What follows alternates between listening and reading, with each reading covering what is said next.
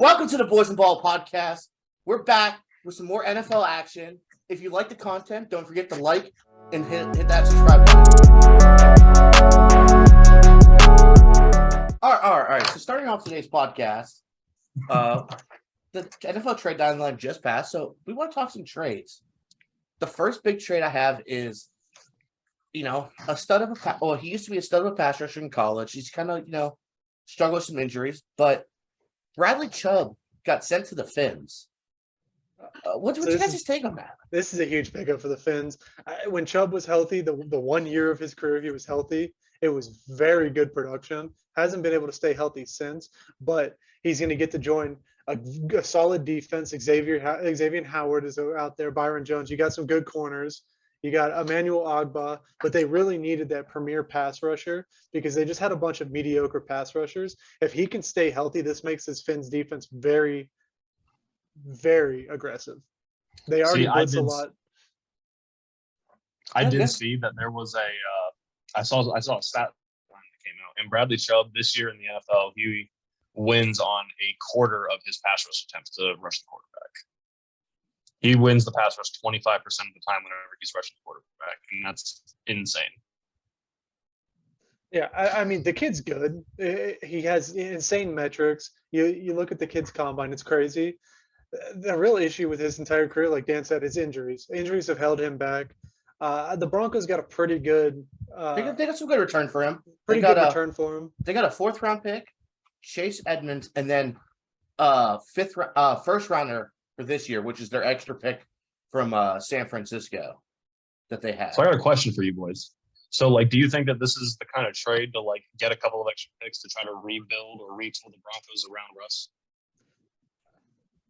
I don't think so. I mean, the Broncos definitely need another running back. That offense lives off of 2 running backs. It has the past couple of years of using running backs in different aspects of the game to make it more dynamic. And you had 2 really old running backs the past couple of weeks after Javonte Williams got hurt. So Chase Edmonds pickup is helpful for them. He's dynamic. He's a good pass catcher. He's kind of what everything Melvin Gordon isn't. Yeah. So it's definitely helpful for the offense, but also defensively, you're about to have to pay Chubb. I don't think they were going to want to give him, with his injury history, the money he wanted. So it was kind of more of he's not going to be on the team next year because we don't expect to re-sign him. They still have Randy Gregory for the Broncos defense, so they still have a good pass rusher. And really, the Broncos defense lives off of the power of that secondary and how good that secondary plays. So I think they still expect to be able to get by with a little bit less of a pass rush and still be able to have a good defense. Well, yeah, but do you think they're going to take this extra draft capital they got back for dealing Bradley Chubb to the Fins, and they're going to try to take those picks and kind of retool the team around and give Russell Wilson a little bit more help on the offensive end of the ball? I mean, maybe in the draft. Yeah, because they did give away a pick for Russell, so they didn't have their first or second this year, and now they have a first. So yeah, it's definitely helpful.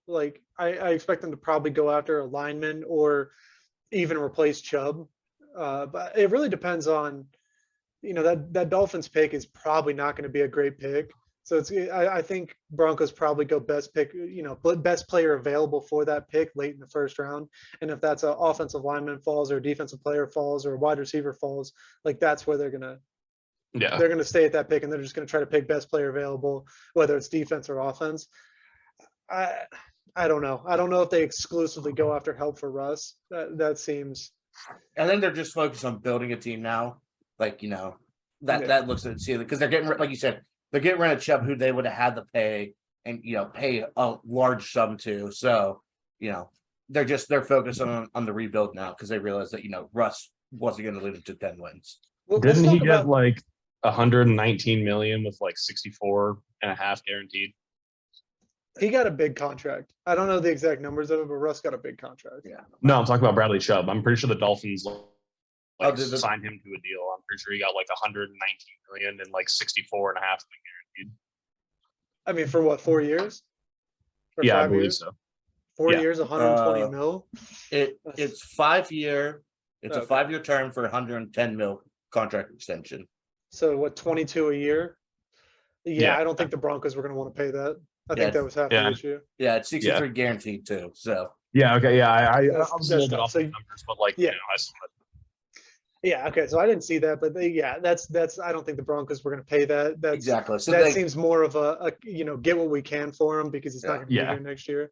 yeah, Not after absolutely. the bag they gave to Russ. No, they're not going to be able to pay Bradley Chubb that kind of money. Yeah, and then you got guys like Judy is going to be coming up here soon. So Yeah. do they re-sign Judy or do they move on from Judy because he hasn't had great production? I want to say Cortland Sutton either just got re-signed or he might need to be re-signed this year.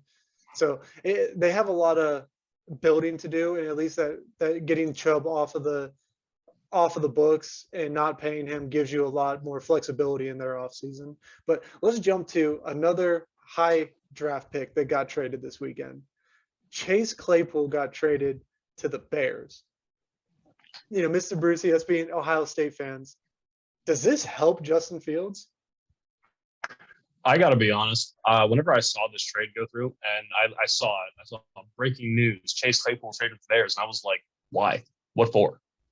What's he going to do with that?" Okay, he's got a 6'4" body. He's got he's got all the measurables to be a good wide receiver. But like, you could give Justin Fields prime Randy Moss, but if he doesn't have an offensive line that blocks for him, he's not going to complete a pass. I think that's one part of it, and then also if you really watch into Chase Claypool film, he isn't running optimal routes.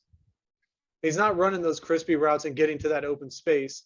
He's kind of hoping that his quarterback, what Big Ben was able to do, a couple years ago, where he can just throw dudes open. Claypool seems to be that kind of receiver because he's not running very technical, great routes. He's just, hey, I'm 6'4", I'm a big body. He's got all the physical measurements. He's still averaging almost 10 yards per reception though this year. Yeah, but he hasn't had a good year. Oh, I didn't say he did, but he just. And with this trade, I definitely say Steelers won this because I believe they got a second-round pick. They did get a second round, and that's way too much for what Chase Claypool has provided. Because you look at some other trades where like Robert Woods got moved and they gave up like a 6th-round pick. Amari Cooper was given up for a 6th-round pick. Now I know part of that was salary on why it was given up, but Chase Claypool is not worth a 2nd-round pick. I'm glad to see the Bears got him some weapons, but he's not worth a second. See, I think that this move was kind of like, okay, well, Pittsburgh is obviously not working for you. Let's try to bring you, because sometimes all a player needs sometimes is just a fresh start. That's what they need sometimes. They need a fresh start. So maybe Chase Claypool, he'll go, maybe he'll boom a couple weeks in a row whenever he goes to Chicago. But like, I doubt it because you still have that pre-existing problem where Justin Fields doesn't have any blocking. Yeah, and I mean, like the Bears' offense has looked better the last couple of weeks. Like they have 2 really good running backs. Yeah. Like they're using that well, and they're getting the run game going even farther by using Justin Fields in a lot more quarterback design runs and some read option situations that are allowing him to use his feet to pick up extra yards, and that's really propelled that offense because now defenses have to worry about 2 running backs running all over you and a quarterback that can get outside and make plays, and you're seeing it open up their passing game a little bit better. Do you guys think that this move with Chase Claypool actually makes the Bears any better than they are? Honestly, like slightly, I personally, I don't think so. Yeah, like it's very minuscule if they're better, even if at all. Yeah, I mean the Steelers got absolutely robbed the Bears on this one, and speaking of the Bears, well, they brought in a good talent, they let go of an even better talent. They traded Roquan Smith to the Ravens. Now, I hate this as an AFC North fan because the Ravens defense has not been great this year, and they just got one of the best linebackers in the league, and that is going to make that defense so much better. You look at their linebacking core and especially their middle linebackers haven't been good. Patrick Queen has not played as great as everyone was hoping him to be. Roquan Smith gives him a leader and someone who is just going to be there to make huge plays for them. And the Ravens already play close games. You add Roquan Smith into that defense is going to get stops where they lost early in the year to the Dolphins, and they've let up some of these big comebacks. This Roquan Smith trade is actually huge for the Ravens, and the Bears once again got ripped off. Yeah. I think this was the biggest trade. I think this was probably like the biggest news trade that came out, like Roquan to the Ravens. I was like, oh, that defense is gonna be crazy now. because he's what, 25 years old. The Bears Yeah. didn't want to pay him what he was Now- worth. The Ravens, I don't believe, have paid him yet. Yeah. So they've kind of rented him for the rest of the year as of right now. So now the question is, do they pay him, or is this a 1-year rental because the Ravens believe they can play for the Super Bowl this year? And Roquan gives them that chance. I mean, if Roquan gives them that edge and like helps them make that playoff run, like he's gonna want it back whenever he's like, hey, like, I came here in week 8 in the middle of the season and I turned your defense around. And I did this and that. He's gonna want even more money if they're able to make that kind of run that we're talking about here. Oh, I mean, absolutely. But the Ravens are at an issue now because now it really helps them for this year. But now you have 2 very good players who are going to need to be re-signed because now you got to re-sign. You still have to re-sign Lamar, and now you have to re-sign Roquan Smith as well.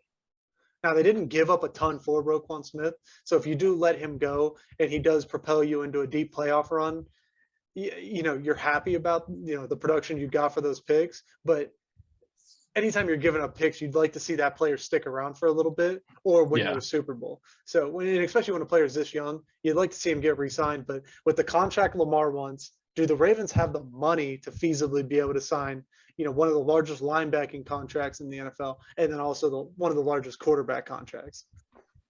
What do you think, Dan? See, I feel like this guy is gonna, like, if he gets paid, it's gonna reset the middle linebacker market in the NFL for sure because of how productive he is. I don't know because Fred Warner just got paid. Yeah, I mean, I think that definitely Roquan Smith is gonna like demand a bag. I feel it's tough to see that he's actually gonna spend more than 1 year in Baltimore unless they can convince him that, hey, maybe take a little bit less money. We have a chance of making the Super Bowl next year, which so many players want that ring. But I feel like it's hard to lock him up long term, which is what he wants. And I think this is gonna be a tough one for the Ravens to secure. I do, however, like Roquan Smith with the Ravens.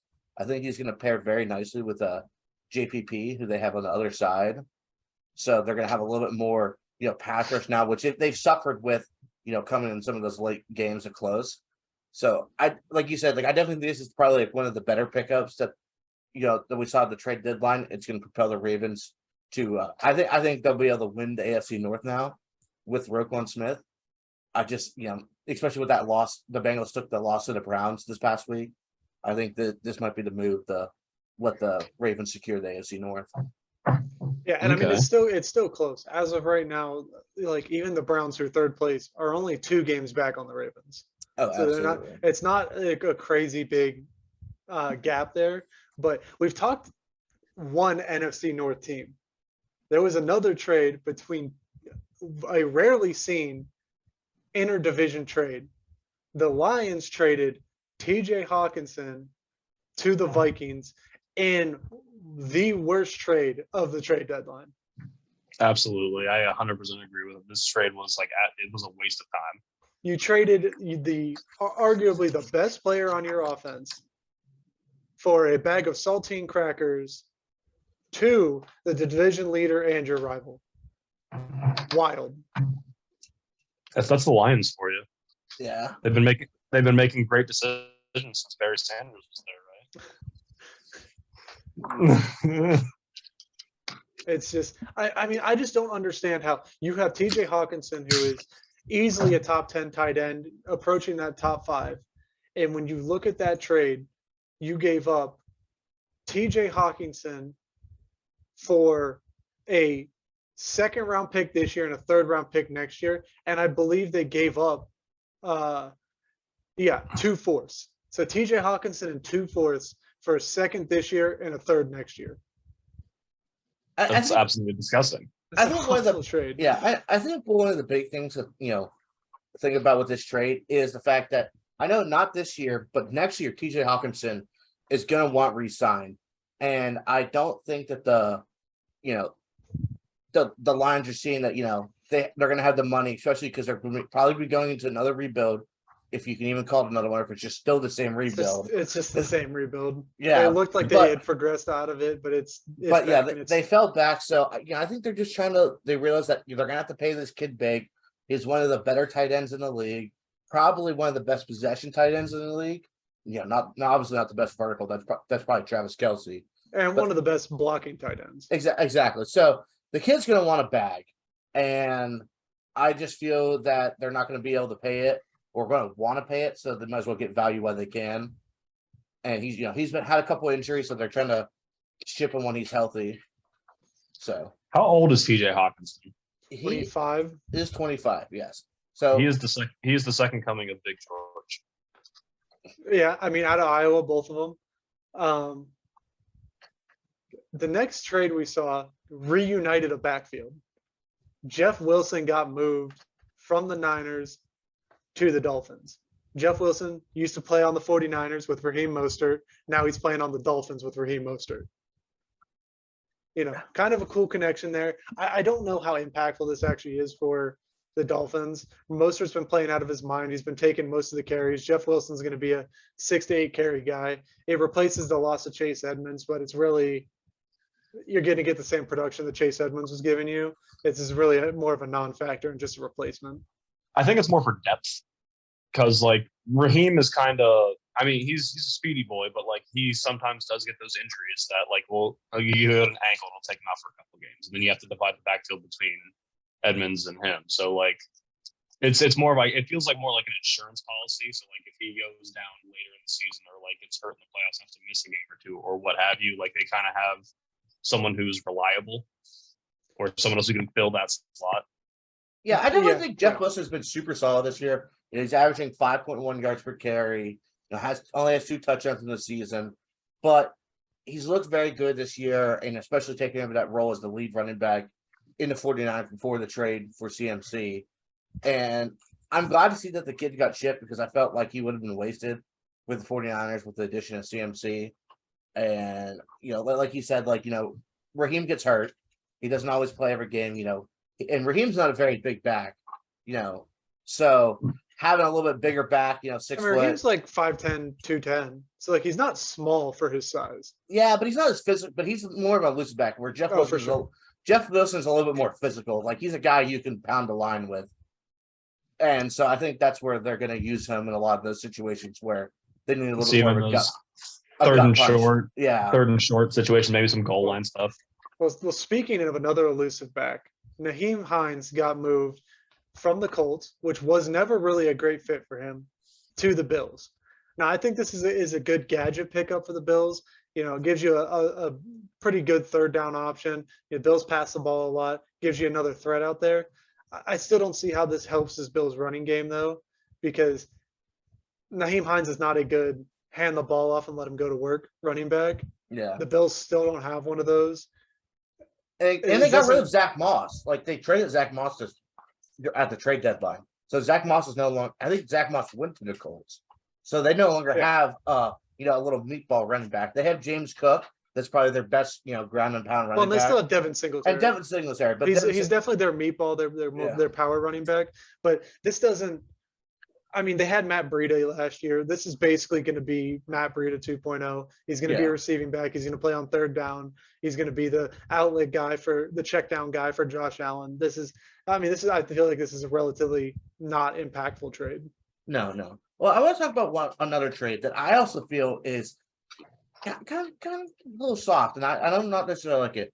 So the Commanders, had a corner William Jackson III, who they were either going to release after the trade deadline or try to make a trade, and they're able to trade him to the Steelers for a 3rd round pick. And while the Steelers definitely needed help at corner, William Jackson is 31. He's old. It kind of seems like the Steelers are trying to put together maybe a little bit of rebuild with the shipping off of Chase Claypool. They have a new quarterback back there, Kenny Pickett. I just don't find that this trade is very good for the Steelers. They're giving up an asset for a little bit of hope now, and maybe William Jackson stays around for a couple of years, but I don't get this trade.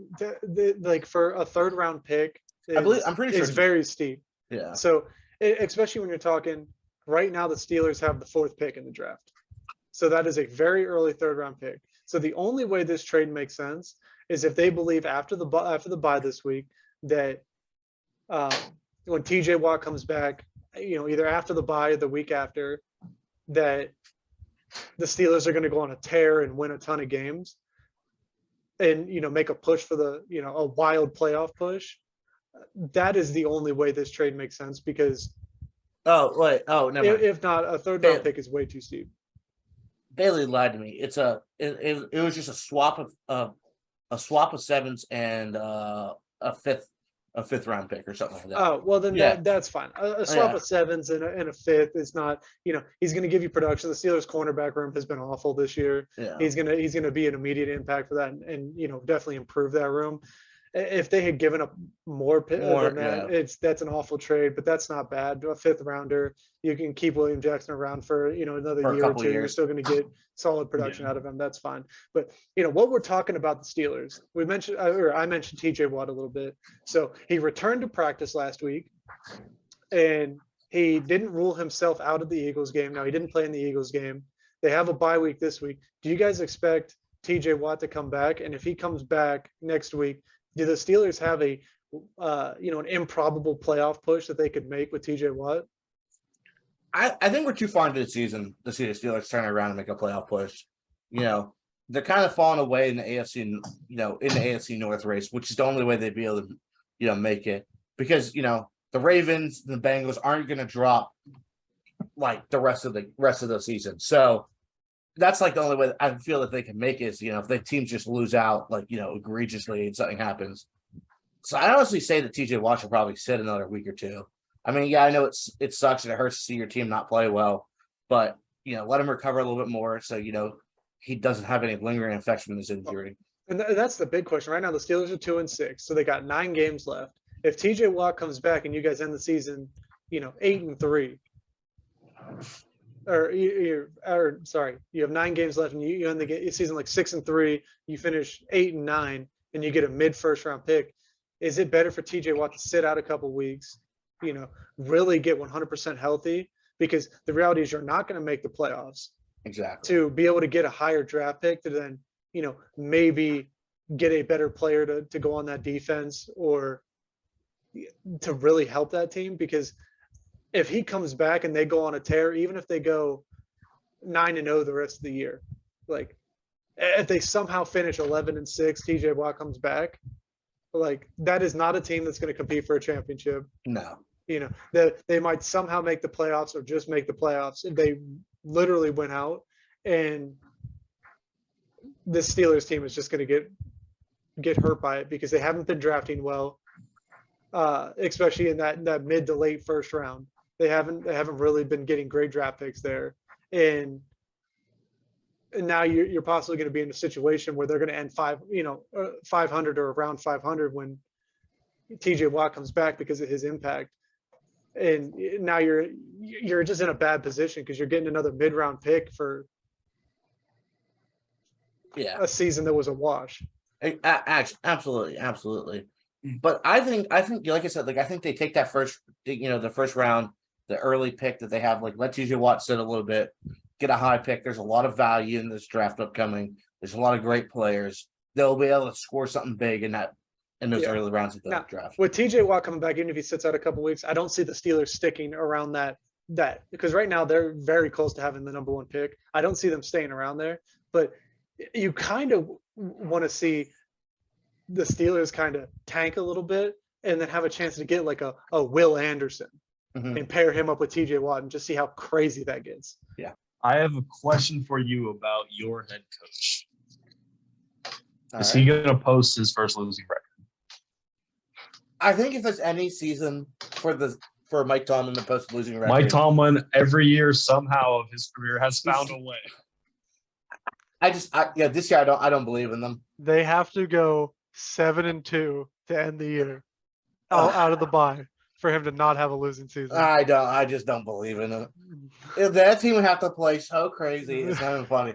And that involves they have to play 3 division games still in the rest of the season. Like TJ Watt better come back and get like 5 sacks every game he's in. Now, can we have a moment of silence for the TikTok era of Pittsburgh? It is gone. It is over now. Juju's gone. Chase Claypool's gone. TikTok is done in Pittsburgh. Get it out of here. That was such a rough time of football to be a Steelers fan. Rough. Oh, I loved it. So They- it's like, love it. we're winning games. It's like, yeah, but now these two dumbasses got to go through their TikToks real quick. They started dancing on logos, and then all of a sudden it was like, hey, there's 8 straight losses. So wait, how Hey, come? all I'm saying is the Bengals showed them that the Bengals showed Juju that shit's not sweet for dancing on the beat. How come Terrell Owens can do it and it's okay, but Juju does it and it's all of a sudden a problem? Because you can't Because tackle a man Terrell running on 3 Owens- legs. That's Chad. That's Like Chad. they're not like the Terrell. same person. You're right, but like Terrell Owens is a little bit more of a diva, but like he's also a little bit more of an animal. I don't know if Tio is more of a diva than Mr. Ocho Cinco himself. Bro, I 100% head to head best wide receiver between the two. I'm taking T.O. every time. I saw him torch my Giants Yeah. when he was on the Eagles. I saw him torch my Giants whenever he was on the 49ers. I saw him torch my Giants when he was on the Cowboys. T.O. was the man. Oh no, Tio's, Teal was tough, but you can't take away from Chad Johnson. The I kid was a dog. like whenever he goes to Big Ben in the one Pro Bowl. He goes, you see all this space around me? That's how it's gonna be all game. Ain't nobody. Bro, T.O.'s got some great sound bites. All right. Well, you know what? We want to talk about a team who we were all kind of riding really hard, and it's our boy, Mr. Brucey's team. What happened last week? I see you're Mr. wearing Bruce, the Seahawks shirt now. You bullied Let's me into go. picking. You bullied me into picking the Giants in the Pickems, What and happened? then you go out and you lose. What is this? Listen, let me tell you something, all right? I told you, all right, whenever the Giants play against the Seahawks, you're going to get one of two Genos. You're going to get drunk Geno, who doesn't know how to play football, or you're going to get an apparent Pro Bowler for whatever reason. It's almost like the coming of Eli Manning in Seattle. He's Can the you most answer me this consistently question? inconsistent quarterback. If Geno Smith was this good, why the hell did you get rid of him? Because we had Eli Manning. Eli Manning is the same thing. Yeah, You but know- Eli Manning was about 400 years old, Yeah. and instead you drafted Eli Manning's younger cousin. No, he's more of like clearance style Eli. I mean, like, yeah. You could have had Geno. Yeah, Just let great. Geno be great. I'm sure that would have panned out. I mean, he's NFC player. He was NFC Player of the Month this past month. Yeah, and Daniel Jones week before was NFC Player of the Week, which is point. Yeah. No one's like, oh, Daniel Jones is a great quarterback. Yeah, but Daniel Jones doesn't put together 4 good games. Daniel Jones has put together a pretty good 3-game stretch, other than the game against Giants the are game against the Seahawks. the Giants are 6-2 with a point differential of +6. They were sneaking out of some of those wins. They are robbing teams on a weekly basis. Yeah, this kind of feels like last year. So like last year, whenever I was watching my football Giants play, like we lost a lot of these close games that we edged out and we're winning or not winning this year. Because like it's not like last year we were just getting our ass beat up and down the field every week. Like we had some close games, but like a lot of the games came down to a mistake or a couple penalties on the final drive of the game, and it gets them in the field goal range. And they can get the game winner because a defensive back, can't keep his hands to himself, or roughing the passer call, or what have you. But like this year, the team seems to be a little bit more disciplined. They're making smart football decisions. The new regime is coming in and they're flipping us on our head, and everyone is really absorbing the message between Dave's and Mike Kafka, and it's really working out well for the Giants right now. I understand that we stumbled this week, but like we're gonna bounce back.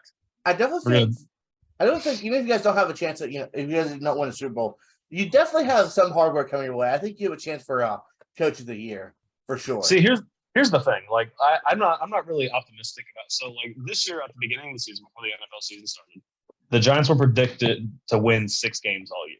Oh, so like you're good.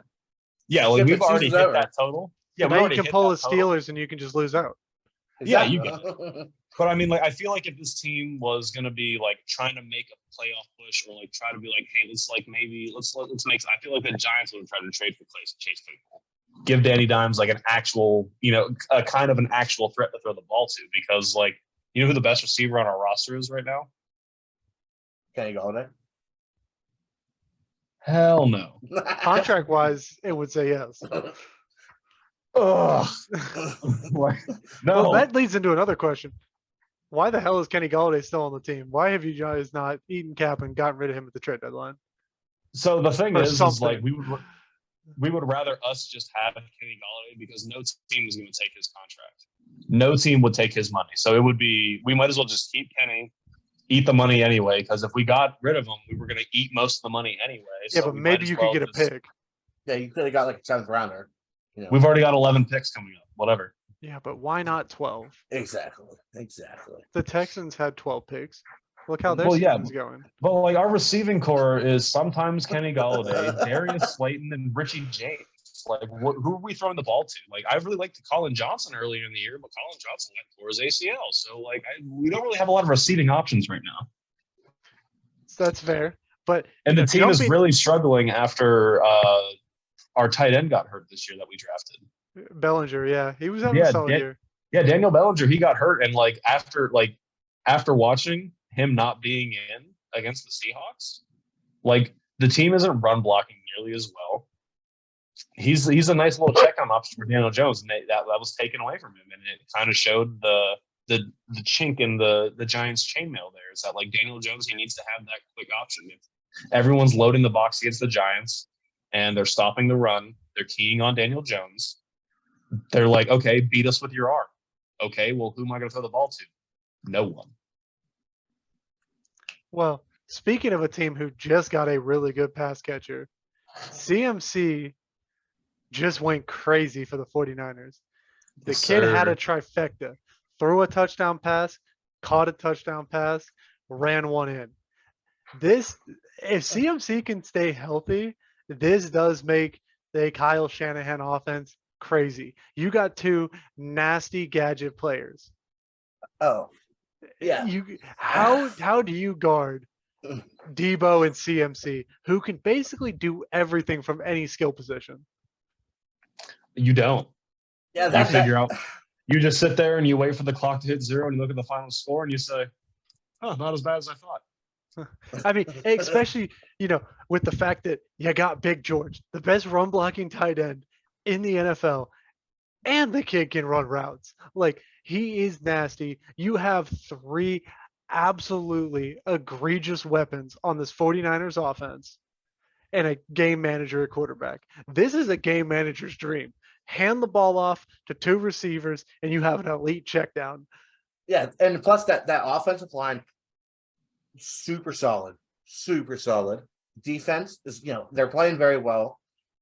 This is like I think a 49ers team that can make another run, for a Super Bowl, Now, yeah, the offense looks crazy. Still don't love the CMC trade. Gave up way too much. Oh, yeah, I don't really love it either. Yeah, I mean, if they win a ring, it's worth it. If they win a ring, it's worth it. Yeah, but, fair. Like that's what you. That's a big if. That's a big if. I know it's still a big if. There's a lot of games left to play, a lot of playoff. So. Well, we just discussed CMC. One of his old teammates made a crazy play at the end of the game. DJ Moore scores the touchdown. His team needs the extra point to get the win. Takes his helmet off in the end zone after scoring the touchdown. Gets a 15-yard penalty, and the kicker misses the extra point. They lose in overtime. What do you say to your player if that happens to you? Like, you want the kid to celebrate because he did just make a crazy catch, but at the same time, like, you have to tell your players that they need to focus. They understand that the game's still being played. They didn't hit a walk off. I mean, like, I get the emotion, but yeah, just like you said, they didn't hit a walk off. You didn't hit the Stephon Diggs and the Minneapolis Miracle, where you can throw your helmet at the run in the end zone because game's over. Game's not over. Keep your composure. Get to the sideline. Go crazy on the sideline. Go crazy with your helmet on in the end zone. Like, you just can't. You can't make a play like that. Like, yeah, the kicker should be able to make a 40-something yard field goal. 48-yarder. I mean, it's still a long. It's a long field goal. You still expect your kicker to make that, but you got to fault DJ Moore for that. You made a crazy play. It was an improbable touchdown, but then you cost your team the game immediately after almost winning your team the game. Like exactly. And it's not like he's a rookie and he like like okay rude mistake. The kid knows what's going to cost him a excessive celebration penalty or whatever. yeah, I think he's been in the league for 4 years now. Yeah. Like you're the veteran wide receiver in that room. You can't make those mistakes. It just seems like a Terrence- momentary lapse of judgment. Exactly. If Like, Terrence that's really all it Marshall, seems the like. second-year wide receiver, makes that play, you go, he's a young guy. He'll learn from that. DJ Moore makes that mistake. That's like Cooper Kupp scoring a touchdown, taking his helmet off. Like you look at it and you go, you know better. It's like if it's not a walk off, it's 50, they're tacking on an extra 15. Like that. So why do it? Yeah. I mean, and I know there's the argument that NFL fans want to see that emotion and they want to see the, that amount of like hype. They want to see the love from their players. Yeah. That rule hasn't been changed. Yeah. So we can talk about changing it in the future, but there's also a safety thing because you never know what's going to happen after a play. You do see the dirty plays, happen. So keeping the helmet on does keep a player safe when everyone else is wearing their helmet. Yeah. So because all it takes is one guy to ruin it for everybody else. Like, he takes his helmet off. What if just so happens some guy threw a beer can down, hits him right in his face, cuts his eye open, whatever. Well, something ridiculous can happen, or some guy hits him in the end zone, or whatever. Like things happen like that all the time. So I don't think the rule's going to change. DJ Moore knows better. Can't happen. Yeah, absolutely. Another thing that can't happen are the Jets dropping to the Patriots. Yeah, not this year. Not how they're playing. Like I love to see it. I love to see us beat the Jets anytime we can. But as a Jets team that's probably been the best Jets team we've seen in a long time, probably since Rex Ryan took over and they made that little playoff run. It's just something that Fumble Sanchez. Yeah, Buffalo Sanchez. It's just something that you can't do. You can't lose to a division rival, especially when you have another team in your division who is playing as well as they are, and then Miami. Two teams in that division. Yeah, two teams are playing as well as they are. You have to come in second place in that division, or else you're not making a playoff spot. And, hey Dan, I've got a question to ask you. I asked you this question before, but I'm going to ask you again soon. I'll ask you every now and then. Let me know if your answer changes. Is Mac Jones the new Drew Bledsoe? I don't think so yet. I think there's still a little bit of time left to prove. Is Bailey Zappi that kid? Has he got that thing on him? I like Bailey Zappi's arm, but I still feel that he doesn't understand the system well. He's not a Tom Brady. He's not going to walk in there, win you a Super Bowl, year one, go crazy. So, yeah, I think the Jets were just a outline of this week. It was kind of a week of collapses. The Panthers collapsed late, the Jets collapsed, and we saw the Raiders haven't been playing well, but the Raiders absolutely collapsed. Yeah, the Raiders have been having a really rough season to start after trading for college teammate Devontae Adams for Derek Carr. Yeah, they seem like the same old Raiders still. Well, yeah, it was so bad they put Stidham in. Yeah, send him through a couple passes. Yeah. Yeah. But I think one of the wild things to think about is, one, Devontae Adams had 2 total yards of offense, a catch for 3 yards and a negative 1 yard rush. And then you had Josh Jacobs, who in the previous last week, rushed for like 160 and 3 tuds. He's been going crazy in the 3-game stretch before that. Did absolutely nothing that game. Like they didn't even kick a field goal. They got goose egg, and it's just tough to see. Yeah, I just don't understand this connection between Derek Carr and Devontae Adams. You played multiple years of college together. You already had a repertoire, so it's not like a receiver going and joining another team and you got to figure each other out. You already know each other. Devontae is one of the best wide receivers in the league, and Carr is just not targeting him this year. Yeah, I don't know if it's the play calling is so bad towards Devontae Adams that it's just he's when he is getting the ball, it's on like 2-yard screens and stuff. But you have one of the best wide receivers in the NFL not getting targeted, and the games that he does get targeted and he gets going, they compete in those games. And then the next week he gets 1 target for 2 yards. I just don't understand it. how do you not get the best player in the league? You can find ways to get guys the ball. Yeah. How can you not get Devontae Adams the ball? I think one of the questions to ask is, I know it sucks to say this about a first-year coach, but maybe Josh McDaniels just isn't a head coach. He's not head coach material. He's a great coordinator under Bill Belichick. Played well for us for many coached well for us for many years. But maybe he's just not that answer. Isn't this is Josh looking McDaniels' like second run at a head coach job? I don't remember that. Someone fact check that. I feel like maybe that this is maybe his I think a second couple attempt at years coaching ago job. he accepted a job somewhere and then ended up declining and returned to the Patriots. Okay. I thought it was maybe like the Broncos or something weird like that. I mean, he might have. Yeah. He was the Broncos head coach for 1 year, and then went to the St. Louis Rams and then back to the Patriots. That's Okay. So it's basically his Patriots, Broncos, Rams, Patriots. Now he's the Las Vegas coach. Like I said, he's the quarterback whisperer, and it's weird to say that, see that he's struggling with Derek Carr whenever he propelled Tom Brady to look as good as he did for so many years. And I mean, but Tom Brady he's an anomaly at the quarterback position, and Derek Carr is super mid. Even though I'm a really huge fan of Derek Carr, he is just kind of super mid. He's like a little bit better than Kirk Cousins, but like not by much. It's just I just don't like Josh McDaniels is not going to have a job next year. No, not at least not with the Raiders. The team is too good for them to be losing as bad as they are and as much as they are. Especially since that same team almost made the playoffs last year. Yeah. Yeah. I thought they did make the playoffs. They did make the playoffs last year. I forgot which side was going to take the tie and whatnot. Well, the Raiders won. The Raiders won last year, and that got Pittsburgh in. But if they would have tied, then Pittsburgh would have been out. Yeah, but so that's tough to say. And I don't want to talk about a collapse of another team. This is good news for JT though, because his Cleveland Browns ran through the Bengals, and that's huge for them. Now this isn't an outlier. We beat the Bengals twice last year.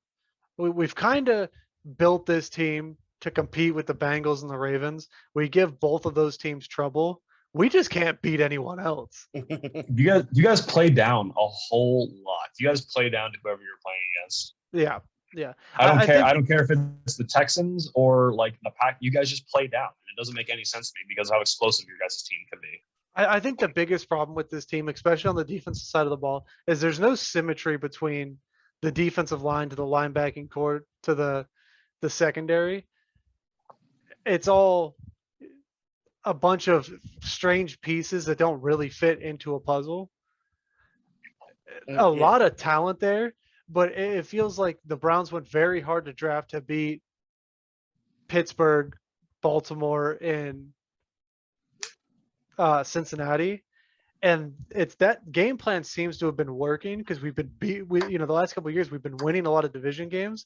But the problem is the second we get out of division games, our defense looks absolutely atrocious. And then the offense just fumbles the bags so hard. And it doesn't make sense how can you beat up your division, go 4-2 in your division every year and then finish the season at 8-9. Yeah, I mean, especially since your division has arguably two of some of the top 10 teams in the league with Cincinnati and the Ravens. Like, you guys beat them. You guys at least split with them, or you sweep somebody. And then we lose the Jets and the Texans. Yeah, it just doesn't make any sense. I don't understand. Or does the Texans, the Falcons. Like, does the game plan change?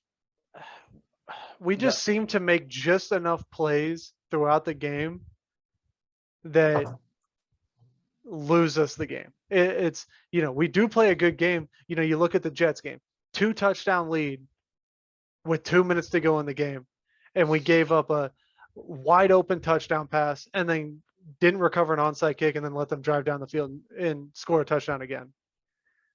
So we just find a way to collapse late.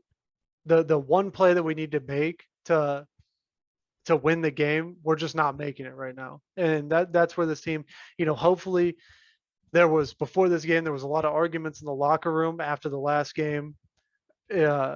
this game we seem to come out fired up. Now, Cincinnati didn't have Jamar Chase, which definitely hurts that offense. But it seems like we came out with a little bit more fire. Deion Jones really played this week, and he had a pretty good game.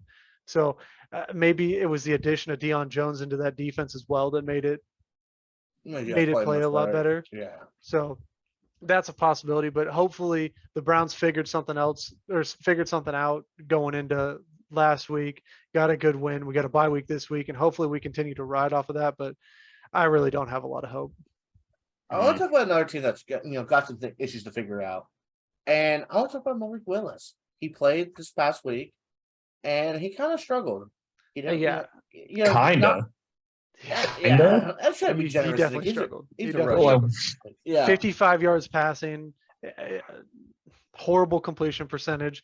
They won that game off the fact that they handed the ball off to Derrick Henry 45 times, and he ran for 250 yards, and yeah. they beat the Texans. They got lucky. They also played the Texans. That was the other, you played one of the worst teams in the league, and it's a team that your running back always goes crazy against, and your running back went crazy against, and he got a win. He got a win in his first start. So give him credit in that. He didn't lose them the game, but he had an awful game. Yeah. I mean, and I just, I don't think in NFL you can win games by, exclusively, rushing for 300 yards. I mean, Yeah. I mean, against Not some of consistently. I mean, they play the Chiefs next week. Their next game against the Chiefs, and it's so tough. You're not gonna be able to run for 300 yards on the Chiefs. The Chiefs are gonna shut you down. They got good pass rushers in the middle of that line. I think Chris it's not Jones. more that the Chiefs are going to shut down your running game, but the Chiefs are going to score enough and score often enough that you cannot just sit there and keep running the ball, because the second you sit with that running the ball and they get you to a 3-and-out or they get you to punt, they're going to march down the score again. It's going to be a 2-point lead, 2-touchdown lead, and you are no longer going to be able to just run the ball the whole game. You're going to have to start passing the ball, throwing the rock. That offense is not going to work against the Kansas City Chiefs. Yeah. Not unless your defense plays out of its mind. Yeah, unless the Tennessee defense just wakes up for whatever reason and is like, oh, hey, yeah, we can be a really good defense if we want to, and they just blow out the Chiefs, or they shut down the Chiefs from being able to score a couple of times during that game or get a couple turnovers or whatever. I just see it as an easy win for the Chiefs. Yeah, this is one of the weaker Titans teams you've seen the past couple of years. Not a great receiving core, not a good O-line. Derrick Henry seems to be getting back to form a little bit when you give him 35 carries, but the defense hasn't been playing great either. This is a team they're gonna win their division because their division is so bad. Yeah. But this is not a team that's going to compete in the playoffs. When do these Tennessee Titans? When do they think about hitting the reset button? Probably in a couple of years, once Derrick Henry gets towards the end of his lifespan, maybe 2 or 3 years from now. Yeah, I mean, they do have 2 replacements for Ryan. They have a replacement for Ryan Tannehill and Malik Willis. We'll see how if that pans out. Yeah, if that pans out, and then they also have Hassan Haskins, who looked good early when Derrick Henry was struggling. So maybe they have another running back there, but it's tough to know how to develop without them actually getting a whole bunch of playing time. Yeah, absolutely. You got to get those rookies on the field. You got to get them in game situations. Otherwise, because practice, you can only pick up so much from practice. You need those in-game situations. You need those 3rd and longs, those 3rd and shorts, those 4th and short. You need that kind of experience. You need that. So a new segment here. We got our top 3 picks of the week. So game number 1, we have Saints versus Ravens. This is a little Monday Night Football action. Saints played a fantastic game last week. The Ravens are struggling a little bit, but this looks to be one of the better matchups of the week. Do the Saints continue their trend of playing at a high level? Who dey? So is that a yes from Mr. Boosie? Who dey say gonna beat them Saints? Yes, okay. I will be taking the Saints over the Ravens. I think the Ravens will do good this week. They got Roquan Smith coming in. A little help on defense, but I feel like they had a solid game against the Buccaneers last week, and I think that's a little turnaround for them. And I think that the Saints are going to struggle this week against the Ravens. I think the Saints could possibly struggle. I think the Saints really benefited. They really got Alvin Kamara going in the pass game last week. So can they continue that trend of more of the Drew Brees style of offense with the New Orleans Saints? Because if they do, and Kamara has that production, this is a team that's going to win some games because Kamara is an elite receiving back. And if you're going to get him, like the past couple of years since Breeze retired, Kamara has really been a non-factor. He's been completely touchdown reliant to have any semblance of production in a game. So he actually had yards last week. He got a couple scores. If they can continue to get him involved, especially in that passing game, I like the Saints here. And honestly, I don't know how well Roquan Smith plays in his first game with the Ravens. Short week, only got traded a couple days ago, has to learn, a lot about that team, their system. So I But at don't least know how much it he is a plays. Monday night game though. That's the only It benefit is. I've given for them. It does have an extra day to prep. So I think the Roquan Smith trade doesn't factor into this game as much. I'm gonna go. I don't know. I don't know who I'm gonna pick. It's gonna be a really good game. I don't think it factors in as much. This one's gonna be a tough one. I expect this to be a close game. And honestly, a little high scoring for how good the Saints defense could be. I think this is probably going to be a, 35-31 game, 31-28, somewhere in that area. All right. All right, the Checks next out, checks game, out. the Jets had a rough week last week. Bailey, I know Bailey's high on Stephon Diggs in this matchup, but the Bills are playing the Jets. And it's in MetLife, so there's always the turf monster over there that likes to eat up ACLs. So Yep. we're hoping for no injuries here, but do the Jets recover? Do they? They definitely need this win after dropping last week in a division game. They need a division win. The Jets have to get this win, but I don't know if they're up for it. I think the Bills win this game. Yeah, I think it's almost no contest. it's tough to see that the Bills will actually drop a game, and I think this is definitely not a team that they drop. At least not this matchup. Maybe later in the season. And I mean, they've already dropped a division game, so Yeah, I know, but I don't think the Jets aren't going to be able. I don't think they'll be able to get the win early. I think if the Jets are going to split with Buffalo, it's going to be at Orchard Park, later in the season in the Colon. But and I'm going to agree with you there. So let's jump to the third game. Seahawks versus Cards Part 2. First game, Seahawks won 19-9. But the Cardinals were missing an important boy. D-Hop didn't play in that game. So D-Hop is a factor in this game now. The Cards were held to 3 field goals in that game, I believe. So I expect more offensive production from the Cardinals. I expect them to get going a little bit, especially as and we saw last week Robbie Anderson and Kyler didn't have a great connection. They're still trying to figure each other out. I think that gets better. The addition of D-Hop here, this is definitely going to be a much closer game than it was last time, and I expect it to be a little bit more high scoring. I think both teams will be in the 20s, and I think the Cards bounce back, and I think the Cards don't go 0-2 against the Seahawks this year. yeah, I'm going to agree with you. I know it's still like a very limited amount of data to look at, but since D-Hop has been back, they scored 34 points against against the Saints, and then they scored 26 against last week against the Vikings. So that offense has definitely looked like it's been kicked up a gear. So I like this. I like I said, I agree with JT. I don't think that the Cardinals are going to drop 2 games to the Seahawks in the division. So I like this. I'm also going to have to agree with the two of you. I feel like that the Cardinals they can. Geno Smith, he's nice, but he's not going to do it twice. Okay. Well, since we threw a little picks in here already, let's jump to our pick'ems. So the first matchup, Thursday Night Football, it was Eagles-Texans. Now the game's over now. Philly won. All 3 of us picked the Eagles. I feel like this was not a hard pick from anyone. Eagles are undefeated. They're playing really good football right now. Had some good additions to the trade deadline, and it's just a Houston team that struggles. That was an easy pick from all of us. Jumping to the 1 o'clock games, we have the Chargers traveling to Atlanta to play the Falcons. Who are you taking here, Mr. Boosie? Man, I would like to tell you that I want to take the Atlanta Falcons here for a nice little upset pick, but like I really can't go against Jay Herbo. I just can't do it. So I'm gonna have to go with the Bolts on this one. All right, Dan. Yeah, I also agree with him. I still think the Chargers are a much better team, and the Falcons not being able to stop anyone on defense last week. I think that they're going to struggle against the Chargers offense. I mean, I know Mike Williams is still hurt, but the Chargers offense is still clicking, even with the backup receivers. So I'm still going to take the Chargers.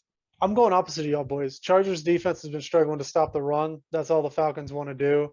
Falcons control the clock. They get the run game going. I'm going Falcons here. All righty. It's All a right, bold pick. Game number 2. Miami is traveling to Chicago to play the Bears. Duh, Bears. They lost Roquan. They have Chase Claypool. Don't think that's going to be a factor. I'm taking the Dolphins. I'm going to be with you here. The loss of Robert Quinn and Roquan Smith is going to really hurt that defense, especially against the high-powered Miami offense. I'm going Miami.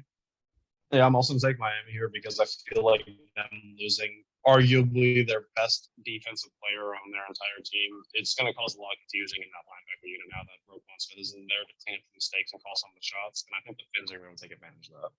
Okay. All right, the next game. Carolina is traveling to Cincinnati to play the Bengals. So I'm going to throw a curveball in here real quick.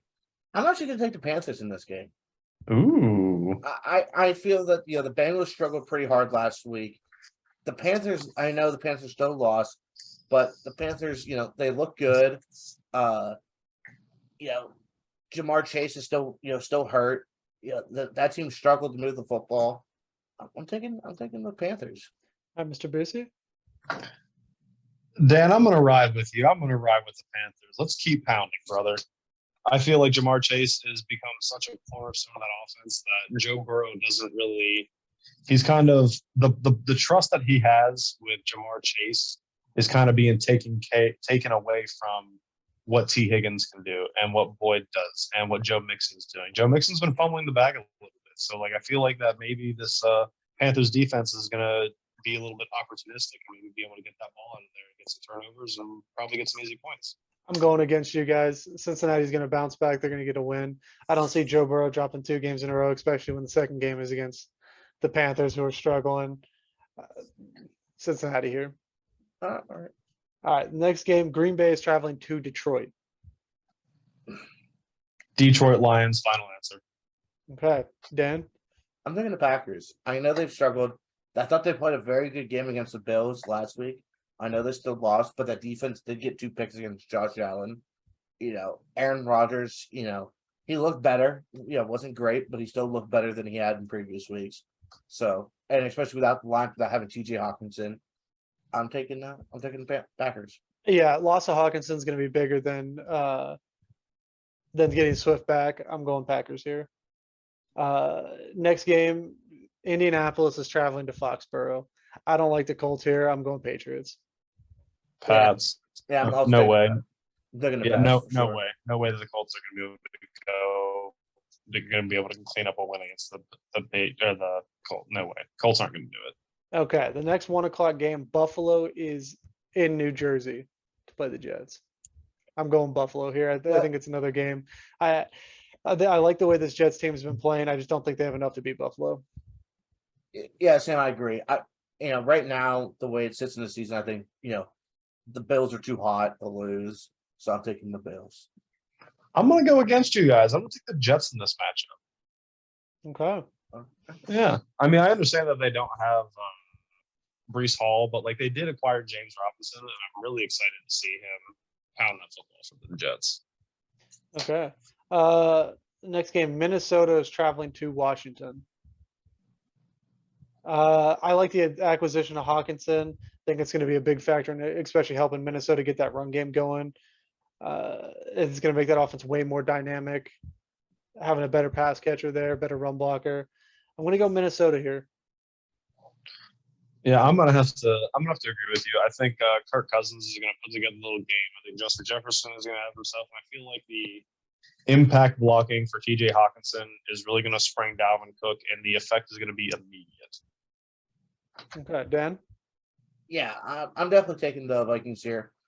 I don't like what I'm seeing from the Commanders. They sneaked out a couple wins these past 2 weeks, but that Vikings team has been on a roll. The NFC North is theirs to command, and so they're looking good in division side, and they're looking good out of division. I'm taking the Vikings all day. Okay. The last 1 o'clock game, we have two teams that have absolutely been struggling. The Raiders are traveling to Jacksonville. Ooh, okay. Good old fashioned barn burner. All right, who you got, Mr. Boozy? I'm gonna take the Jags. Okay. I'm Dan? gonna take the Jags here. I'm also taking the Jags. I think that the Raiders just look in such disarray that I don't think they'll have a they'll I don't think they're going to win this week. I'm going to go against you guys. I'm going to pick the Raiders here.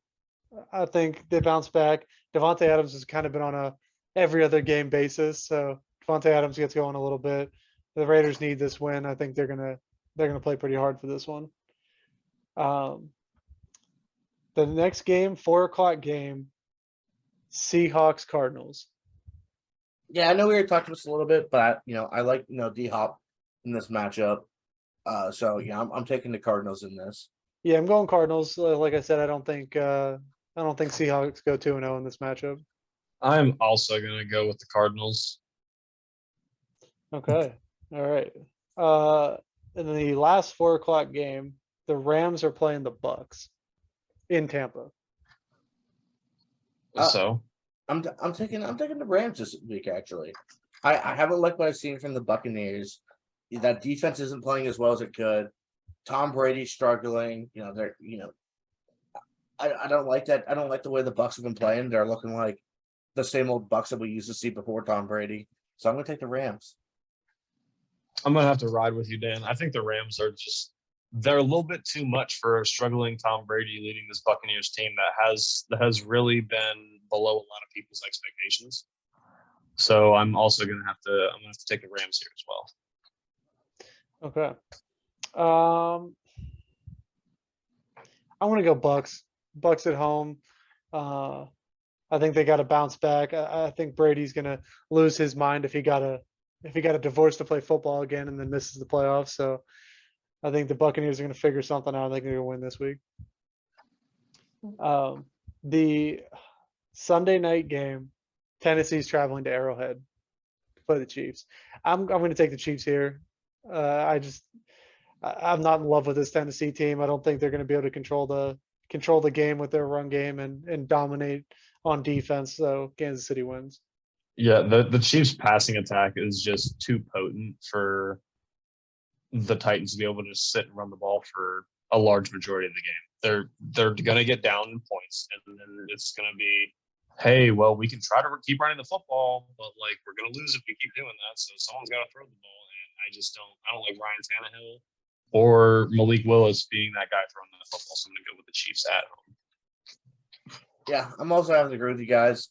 I like the Chiefs in this matchup.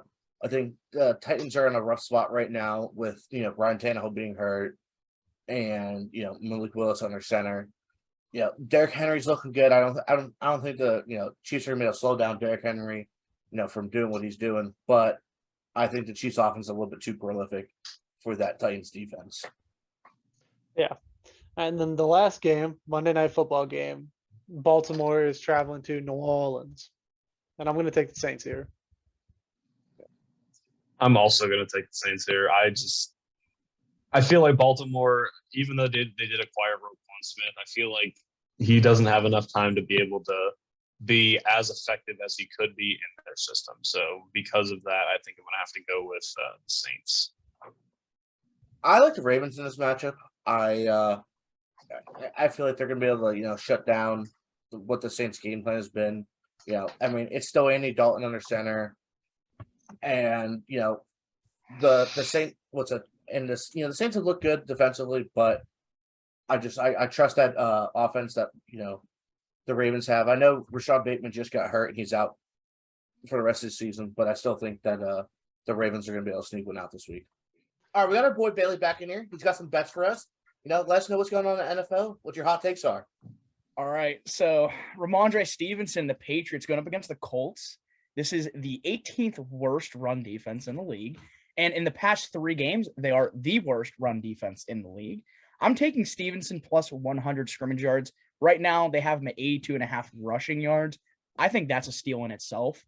But Stevenson's involved enough in the pass game that I think plus 100 should help you cover that. Just, obviously, even if you get 70 yards, 30 rushing or 30 passing yards is going to help that out. Secondly, I'm going to parlay that. I don't do a lot of parlays, but Patriots -5 is solid. Again, they're going against the Colts, and I think this Colts team sucks right now. Sam Ehlinger doesn't really look like he knows what he's doing, and this is not the same Jonathan Taylor we've had and no one loved. Whether or not you're Jesse and you want to argue that the line's the issue, we'll see. Now, Justin Fields has been a very competent quarterback in the past 2 weeks. I'm going to take plus 41.5 rushing yards. He's going up against Miami. This is a fantastic rush defense. Obviously, now they're bringing in Bradley Chubb. I think they're going to be putting a lot of pressure on Justin Fields. He's going to be running a lot. He's hit that 2 of the last 3 games, so I think 42 rushing yards is easily achievable, considering that he usually gets about 20 of those in chunk yards. Now, the Lions are going up against the Green Bay Packers. I don't want to make a solid bet here. I'm just saying it's the Packers in 2022. They kind of suck. If I was going to be ballsy and risky with an upset money line, it would be the Lions in this game. What's the money line sitting at? Money line He sitting never has it up. He never has it up. because And this is why this is money line's Bailey's the Lions. Bailey's bitch bets. He's just awful takes. Doesn't know what he's talking about. He just says random Lions things. line is +1 because how I do my things, I screw it. They're +158. So I think a little solid 20 Rooski on there is a good payout. That's actually not as much as you'd think for the 1 in 5 Lions, 1 in 6 Lions going up against the 3 and 5 Green Bay Packers. This is Aaron Rodgers. You still have to. You think the Lions getting upset without Hawk? Yeah, I do.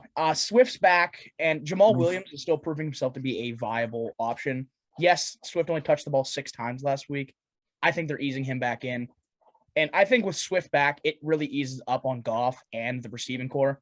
When they just had Jamal Williams, the receiving core was struggling, especially with injuries, Devon St. Brown and Chark. I like the Lions in this.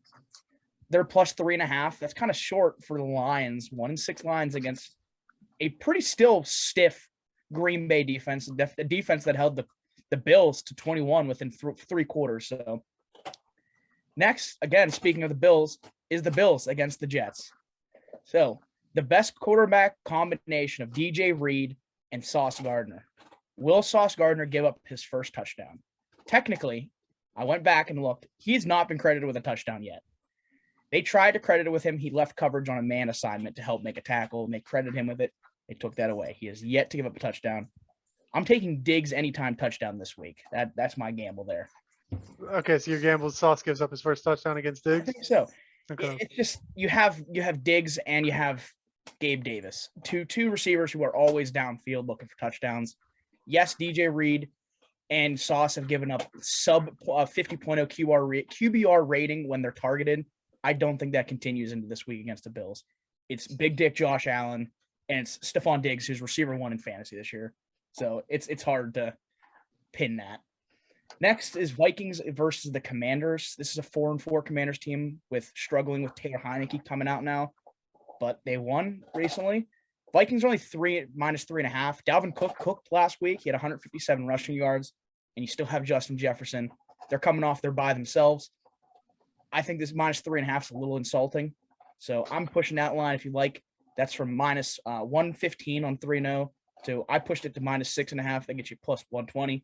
Positive value back. And I think Hawkinson's going to be way more impactful to, Dalvin Cook, I think which you just talked about, because Irv Smith. he's such a better blocker than Irv Smith. It's not even funny. Yeah. Next is the over in the Seahawks versus Cardinals game. That line's sitting at 49.5, and I did the history.